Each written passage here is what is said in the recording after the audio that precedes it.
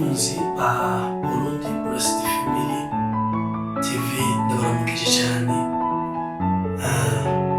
Ndabashimiye ko mugenda mwadukurikirana kuko kandi ko bwije kigaragara nuko Imana iri kumwe natwe, kigaragara nuko Imana irakora ibidasanzwe mu Barundi n'abari hanze y'Uburundi.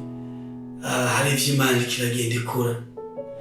Nipfuje ko dusangira ijambo ry'Imana muri uyu mwanya rivuga gukora neza utiteze ikindi kintu na kimwe, gukora neza utiteze impera, gukora neza utisunze mu bikorera runaka, gukora neza kuko Imana umaze kumenya ko imwe ineza ntibura, ineza ntibura, iciza ntikibura, naho icyo kintu kizigera kibugirana. Nasoma ijambo ry'Imana rivuga ku witwa Dawidi na Yonatani. Bari bakundana urukundo rutangaje cyane.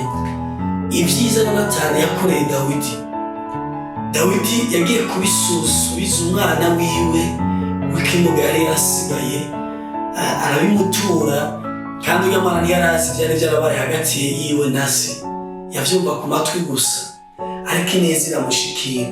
Rero ineza ntibura, iciza ukoze ushobora kugikorera umuntu batazoyigusubiza, ariko ineza ntabwo yigera ibura. Nagomba twishimikize umurongo w'ijambo ry'Imana uri mu gitabo cya Yosuwa igice cya 2, tusoma umurongo wa 4 wonyine. Havuga ngo ariko uwo mugore ajyana abo mu bantu bombi arabahisha, ijana abo bantu bombi arabahisha, araheza abarira izo ntumwa ati ni koko haje abantu iwanje, ariko sinamenye iyo bavuye. Ni murongo wonyine numva novuga umwe. Iyi nkuru nivuga kuri babatasi uyu Yosuwa yarungika Yeriko kuja gutata igihugu Imana yari yabasezeraniye. Cyari igihugu giteye ubwoba kirimo ibigatanya, cyari igihugu giteye ubwoba kuntu bazocinjiramo, baravyumvira bikabananira.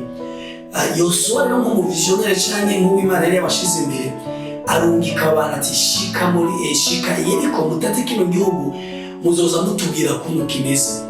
Bacinjiramo rero iki gihugu naco harimo abantu bakirarira amajanja, harimo abantu bavuga ngo bajeje iperereza y'abacinjiramo n'ivyo baje gukora. Babona abagabo bacinjiye ngo babatera amakenga, abo bagabo nabo bacinjiramo bamera nk'abahungiye ku muntu yitwa Rahabu Maraye.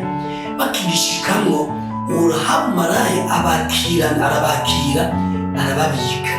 Amaze kubakira, Rahabu nawe amenya yuko iki gisagara cyangwa iyi Yeriko utapfa kwakira abantu bavuye mu kindi gihugu ngo vyijana uko onye, aca arabahisha.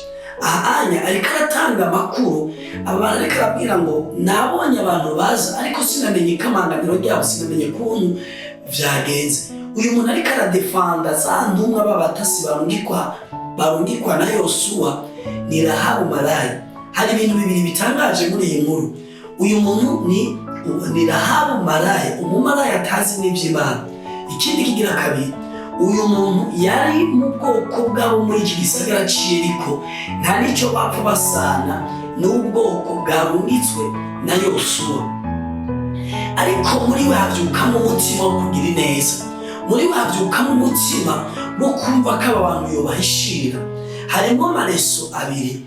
Nivyo Imana ishobora gukora ku mutima aho umuntu utari witeze ko yogukorera iciza.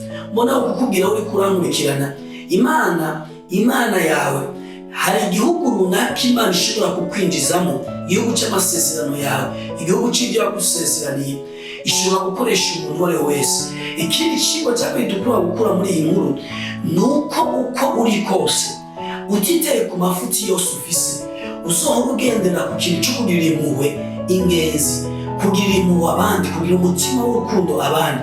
Ako konyene gusa Imana ishobora kugirira neza yisunze umutima w'urukundo ukora wo gufasha abandi. Uyu Rahabu Maraye igihe Yeriko yasenyuka, abandi bose barabatikije, ariko we n'abahungiye mu rugo rwiwe hari ibyo bari basezeranye ko biza kugenda barakira. Bakize kubera iki? Ineza yakoreye babatasi, icyiza yabakoreye nicyo cyamukijije. Icyiza uriko urakorera abandi nicyo kizogukiza mu gihe cy'agatikizo, mu gihe cy'ibyago. Icyo cyiza gishobora kugukiza Imana ititaye intege zose uri kuragenderamo. Umutima w'urukundo wonyine niwo wakwiye Kristo Yesu mu ijuru umuzana muri iyi si. Umutima wo kugira neza uri kurerekana niwo Imana izokorera ko kugira ngo igutabare mu gihe abandi bose bizoba biriko bigenda nabi. Wite gukorera neza umuntu uwo ari we wese ubonye neza uyikora, utaravye ngo uyu muntu dupfaniki, utaravye ngo uyu muntu avuka, kuko ineza ukora ineza ntibora, ineza iragukurikira kandi izokurikirana n'uruvyaro rwawe. Muheze yibo cyane, ndabifurije ibihe byiza. Shalom shalom.